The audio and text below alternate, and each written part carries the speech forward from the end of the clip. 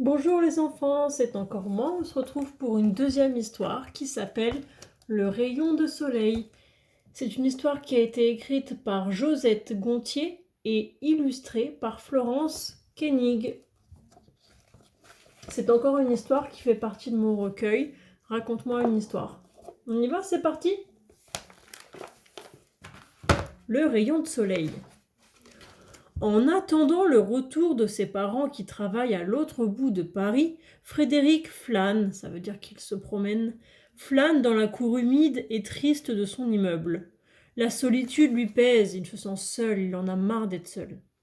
Il n'a pas envie de monter dans son appartement désert, dans son appartement vide. S'il avait un chien pour lui tenir compagnie, ce serait mieux, mais la maman de Frédéric trouve les animaux salissants et encombrants. Il a bien un vieux nounours qui n'a qu'un seul œil, mais ce dernier ne comprend rien au problème d'un petit garçon de 7 ans. Et Frédéric a renoncé à lui dire ses secrets. 6h30, on dit partout que c'est le printemps. Comment le savoir? Ici, les façades des immeubles qui entourent la cour sont désespérément grises et sales. Les mains dans les poches, Frédéric joue avec un caillou, puis s'assoit sur une vieille caisse entreposée dans la cour. Quand il était plus petit, il imaginait que c'était une diligence, mais maintenant, elle ne parvient plus à l'emmener dans aucun Far West. Pas facile de devenir grand. Il est dans sa cour, il se sent seul, et il explique que quand il était petit, il imaginait que la caisse qui est dans la cour était une diligence. C'est ça, une diligence. Une voiture conduite par un cheval.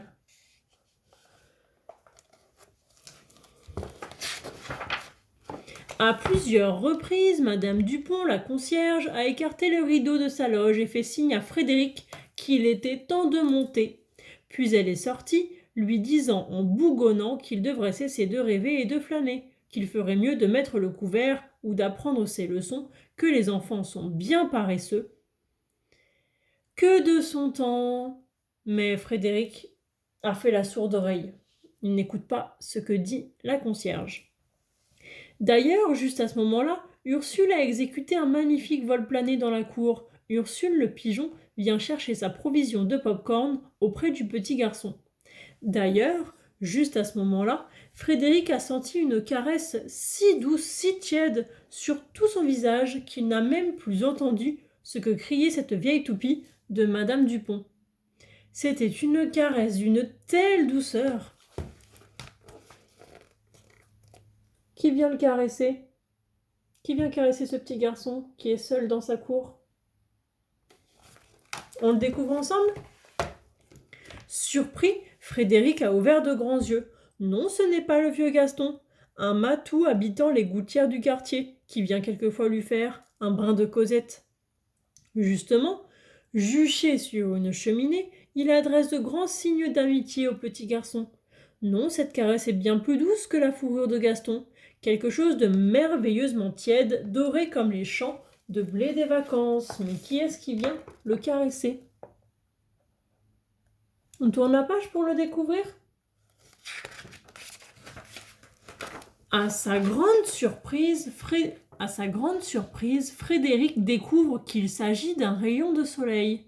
Comme c'est étrange et rare, dans cette cour aux murs hauts comme une forteresse, viens jouer avec moi, semble dire le rayon de soleil, et il se met à sauter, à faire des culbutes, des tours, des galipettes.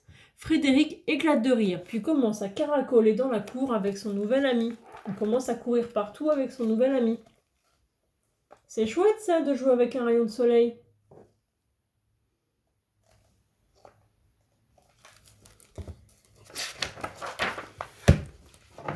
Peu à peu, le jour décline. Le jour tombe.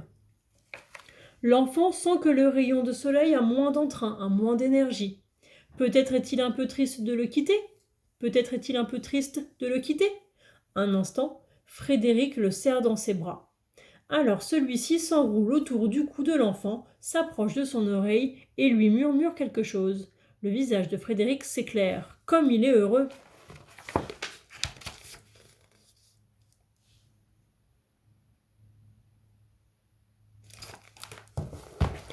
Garde-moi avec toi, je n'ai pas envie d'aller me coucher, supplie son ami. Mais comment faire pour le cacher? Un rayon de soleil dans une cour triste, ça ne passe pas inaperçu. Et l'appartement de Frédéric est si sombre que sa maman et son papa ne manqueront pas de l'apercevoir s'il lui offre l'hospitalité.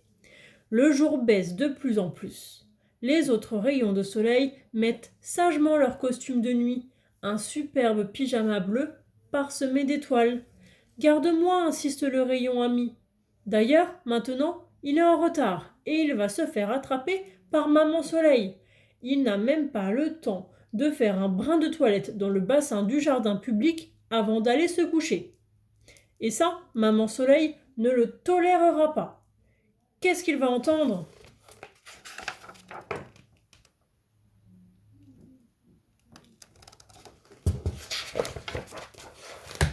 Tiens, propose-t-il pour convaincre tout à fait le petit garçon, si on faisait vite un petit tour sur la ville. Hop, en selle.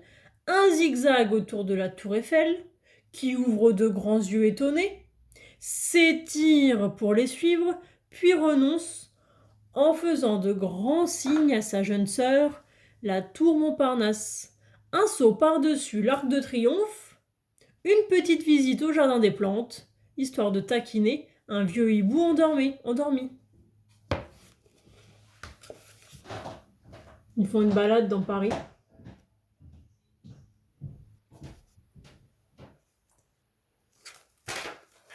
Comme c'est amusant, hurle Frédéric. Plus vite, plus haut. Et l'enfant rit aux éclats.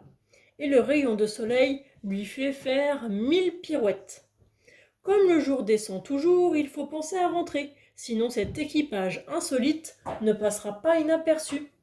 D'ailleurs, quelques promeneurs se sont demandé en se frottant les yeux s'ils ne rêvaient pas, s'ils ne devaient pas changer leur verre de lunettes, si les extraterrestres n'allaient pas bientôt atterrir. Et ils sont bien capables d'alerter la police, les services de contre-espionnage. Tous ces gens qui ne comprennent rien à la joie d'un petit garçon qui vient de se faire un ami. C'est la même page.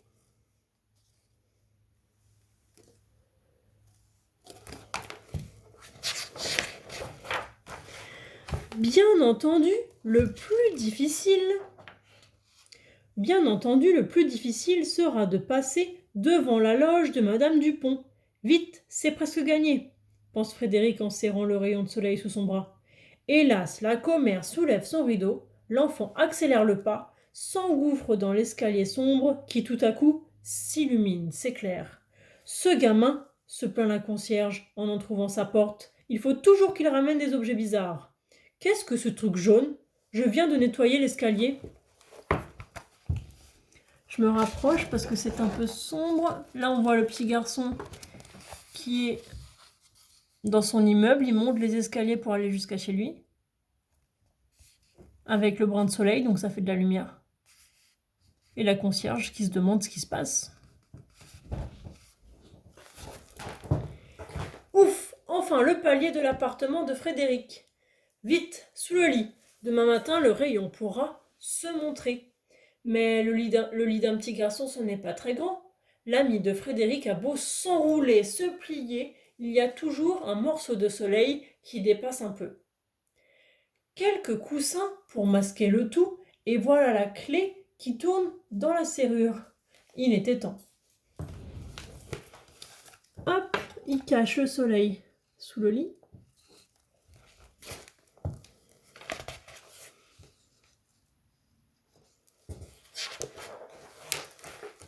Maman entre dans la chambre, considère le désordre, regarde Frédéric d'un drôle d'air, pensant sans doute que le garçon qui lève vers elle de grands yeux inquiets couvre une petite maladie.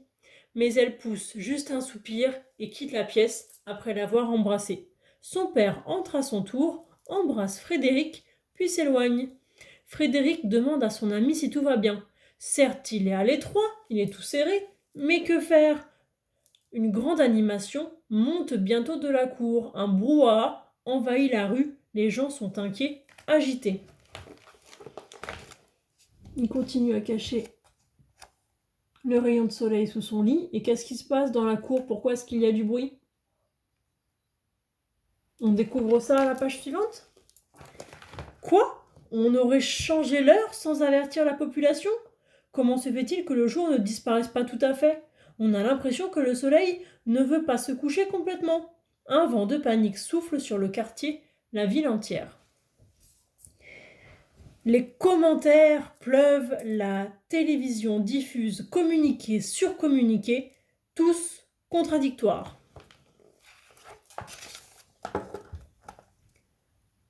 Donc là, les gens ne comprennent pas pourquoi la nuit ne tombe pas complètement. Il fait toujours un peu jour et les gens s'inquiètent. Et la télévision donne beaucoup d'informations sur ça. Tout le monde s'inquiète. Frédéric est inquiet. Son ami ne vient-il pas de lui avouer que Maman Soleil ne se couche jamais, sans compter et recompter ses rayons un à un? Dans la ville, on devine que des attroupements se forment. Certes, les gens qui travaillent la nuit sont très heureux, mais les autres jurent qu'ils vont se plaindre, faire grève, qu'on le regrettera.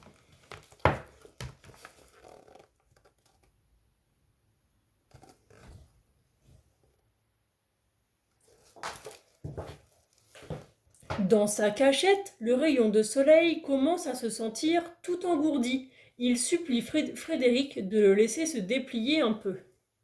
L'enfant entr'ouvre la porte de sa chambre, tout est calme, les parents sont descendus dans la cour pour apprendre les dernières nouvelles. Il faut en profiter. Le rayon s'étire, se déploie, emplit toute la chambre pour permettre à son ami de se détendre. Frédéric, d'un geste machinal, ouvre la fenêtre.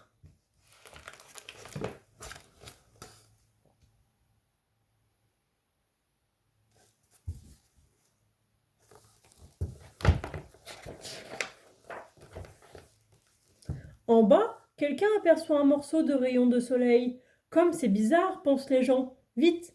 Les parents, la concierge, l'agent de police, tout le quartier s'engouffre dans l'escalier. On a découvert pourquoi le jour ne se décide pas à venir, ne se décide pas à finir.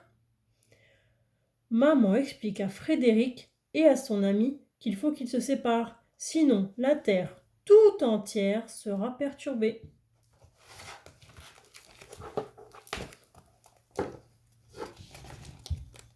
Donc là, c'est toujours pareil. Il devrait faire nuit, mais il ne fait pas encore tout à fait nuit. Tout le monde se demande pourquoi.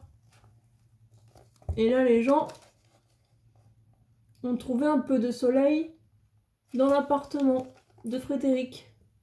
Donc la police va voir ce qui se passe. Dans le ciel, le rayon se retourne une dernière fois et fait un grand signe à l'enfant. À bientôt, à bientôt! Désormais, la cour ne sera plus jamais sombre et le petit garçon plus jamais triste, puisque maintenant Frédéric a un ami. Et voilà, la maman a expliqué que les deux amis devaient se séparer.